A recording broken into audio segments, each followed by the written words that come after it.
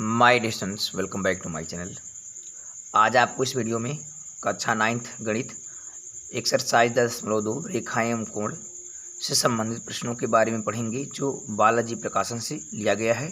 इसमें question number 11 है कि दी गई आकृति में कोण ए बी सी भुजाओं बी ए और बी सी कोण डी ई एफ की क्रमशः भुजाओं ई डी और ई एफ के समांतर है, तो सिद्ध कीजिए कि कोण ए प्लस बी प्लस कोण डी ई एफ बराबर 180 अंश। यानी हमें जो सिद्ध करना है ए बी सी यानी यह कोण और डी ई एफ यह कोण, ये जो दिया गया है ये अलग अलग चित्र है, इनका योगफल 180 अंश लाना है। तो इसके लिए क्या करना होगा, पहले तो आप देखेंगे कि क्या दिया गया है। ध्यान से देखेंगे कि जो बी ए है और बी सी है, ठीक है, तो बी ए यहाँ पे है, बी सी यहाँ पे है। फिर इसके बाद डी ई एफ में ई डी यहाँ पे है, उसके बाद ई एफ यहाँ पे है। यानी कहने का मतलब कि बी ए बी सी और ई डी ई एफ के समांतर है। तो इन चीज़ों को ध्यान देंगे कि कौन सी भुजा किसके समांतर है। यानी कोण ए बी सी में बी ए भुजा और कोण डी ई सी में ई डी भुजा ये समांतर है, ठीक है। चूँकि जो इसमें बी ए भुजा जो है, इस कोण का बी ए भुजा और इस कोण का जो है आपका ई डी भुजा, ये दोनों क्या है, समानांतर हैं, ये दिया गया है। एवं और देखिए इस कोण ए बी सी में बी सी भुजा और इस कोण ई डी में ई एफ, यह दोनों एक दूसरे के समांतर हैं। यह प्रश्न जो है दिया गया है, ऐसा ये आप लिख सकते हैं, दिया है।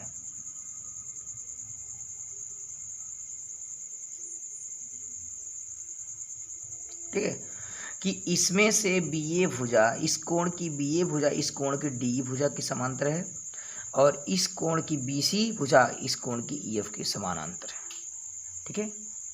अब इसमें आपको क्या करना है, सिद्ध करना। दूसरी लाइन हम लोग लिखते हैं, सिद्ध करना है।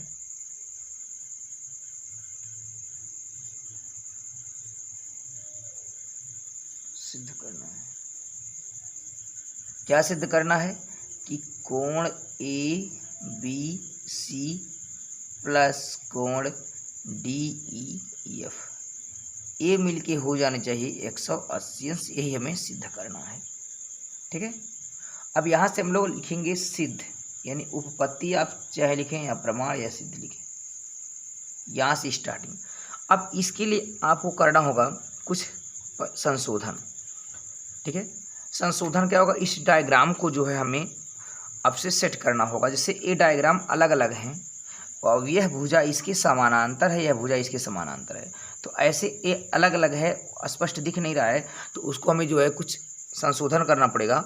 आइए देखते हैं उस चित्र को हम लोग कैसे बना सकते हैं। जैसे हमारा ये चित्र है आपका, ठीक है, ये आपका है ए और यहाँ पे आपका कोण बी है, यहाँ आपका सी हो जाएगा, ठीक। और ए जो है डी इसके समांतर है, लिखा ना कि जो बी ए है वो डी ई के समांतर है, तो यहाँ पे हम क्या करेंगे, डी वाली भुजा को यहाँ स्पष्ट करा देंगे, ठीक है। ए हो जाएगा आपका डी, ए वाला पोर्शन है, तो यहाँ पर सी है और ये आपका जो ई है वैसे रहने देगा, ठीक है। ई, ये आपका हो जाएगा ई और लास्ट वाला जो छोर हो जाएगा आपका ओ एफ हो जाएगा, ठीक है। और जो ई कोण है आप ऐसे दर्शा देंगे। करना क्या है, कुछ करना विशेष नहीं है। जो ए बी सी है, ये जो साइड है आपकी डी, इसी पे रख दीजिए सी वाले पर, ताकि यह इसके समानांतर हो जाएगा। हमने वही क्या किया है, जो डी है वो यहाँ पे इस पे रख दिया है।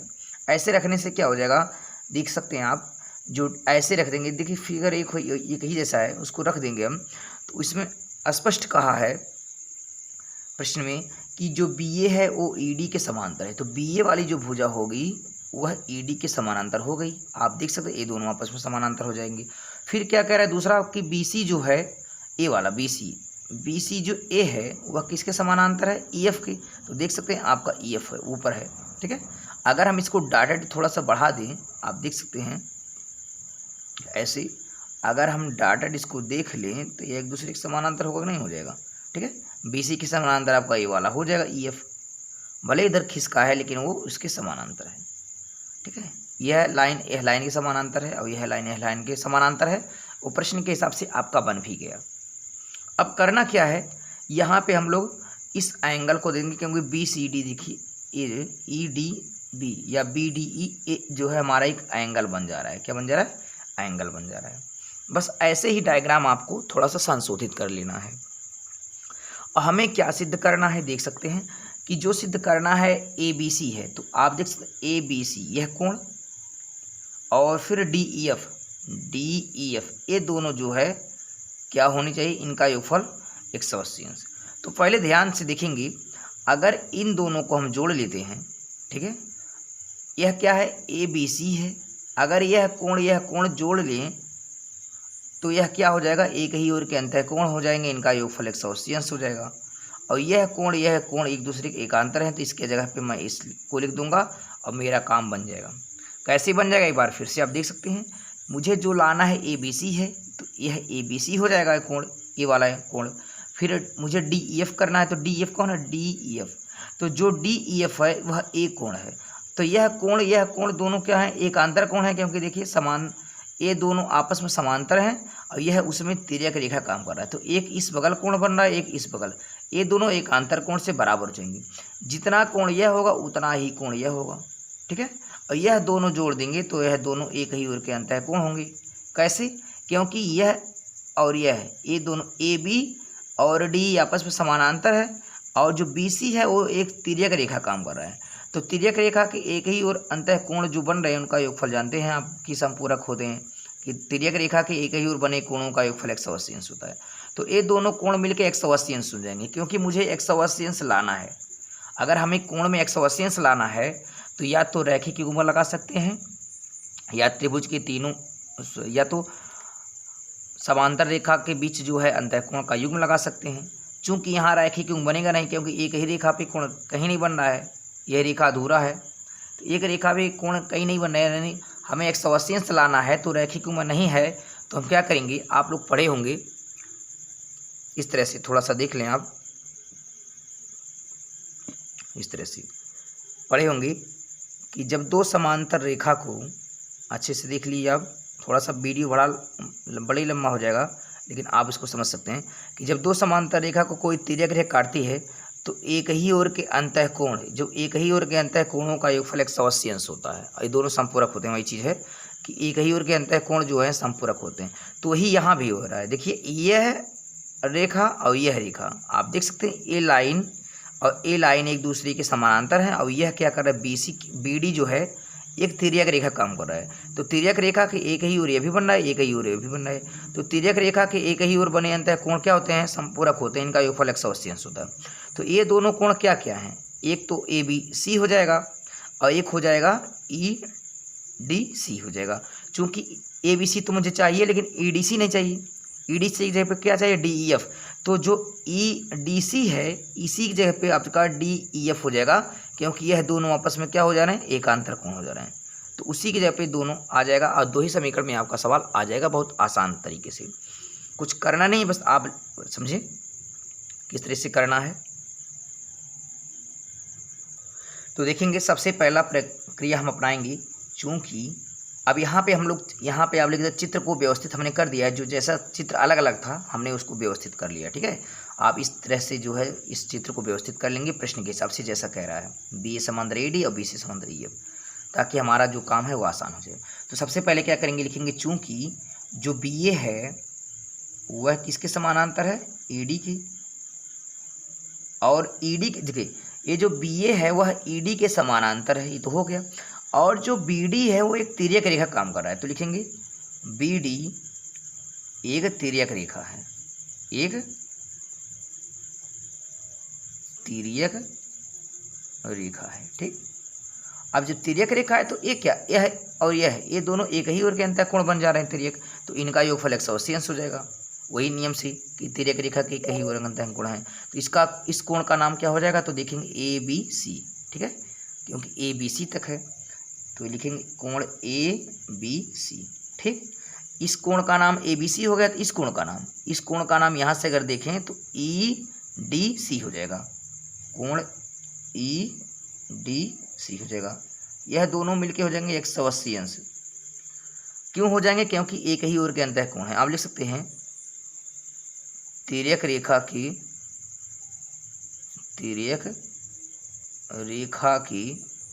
एक ही ओर के अंतः कोण, एक ही ओर के अंतः कोण, या कोण युग्म गुण भी कह सकते हैं अंतः कोण। तो यह तिर्यक रेखा की एक ही ओर अंतः कोण है।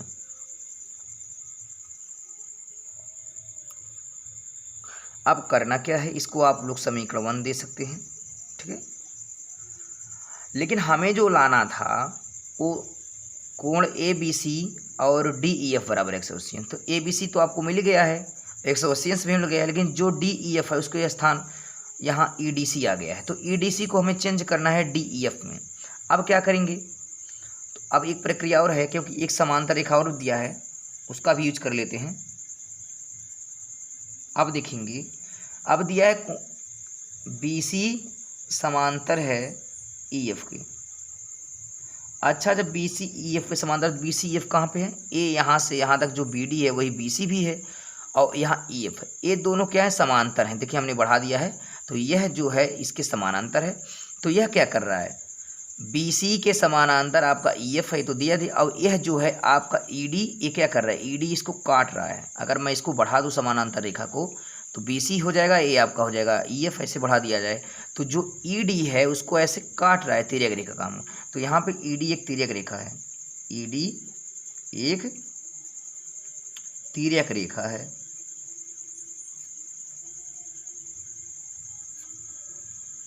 जब तिर्यक रेखा है तो यह कोण जो हमसे पूछ रहा था DEF, आपसे ही पूछा था ना DEF, तो DEF कोण, जो DEF कोण है इधर से, यह कोण इसके बराबर हो जाएगा, कोण DEF आप लिख सकते हैं।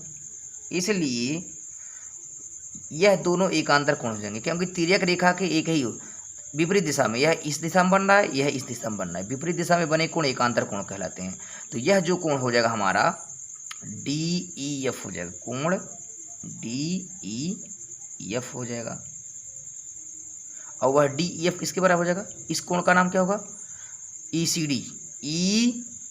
EDC, सॉरी, यह एक कोण तो आपका हो गया DEF हो गया, और इधर वाला कोण EDC, इस कोण को EDC कहते हैं, कोण EDC।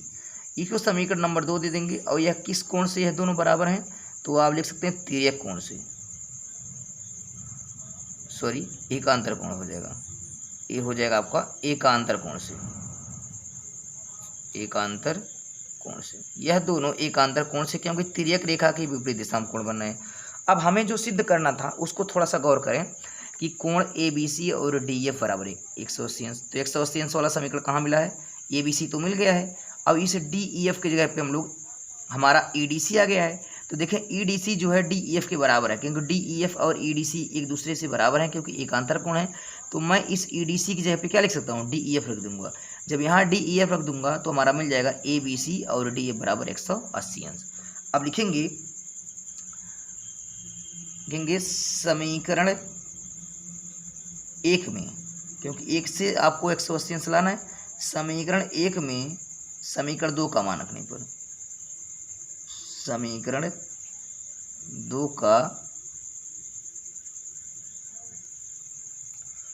मान रखने पर, क्योंकि हमें जो 180 सिद्ध करना है वो है आपके समीकरण 1 में है, तो उसको लिखेंगे आप समीकरण 1 में। तो कोण ABC समीकरण का आपका है ABC प्लस आपका है जो EDC है, यहाँ पे मैं अंडरलाइन कर दे रहा हूँ, जो EDC है उसको मुझे चेंज करना है, क्योंकि मुझे लाना है DEF। तो देख सकते हैं कि जो EDC है वो DEF की बराबर है समीकरण 2 से। तो मैं क्या करूँगा, इस EDC की जगह पे रख दूंगा DEF, मैं उसको भी अंडरलाइन कर दे रहा हूँ, क्योंकि हमने जो है किसकी जगह पे क्या रखा है आप समझ पाएंगे, ठीक है। तो ABC आपका समीकरण में है, और जो EDC था तो उसको हमने EDC को DEF कर दिया। क्यों? क्योंकि मुझे DEF लाना है और यह दोनों एकांतर कोण से बराबर थे। बराबर आपका हो जाएगा 180 अंश। तो हमने जो है समीकरण 1 और 2 से जो है प्रूव कर दिया और यही आपको लाना भी था।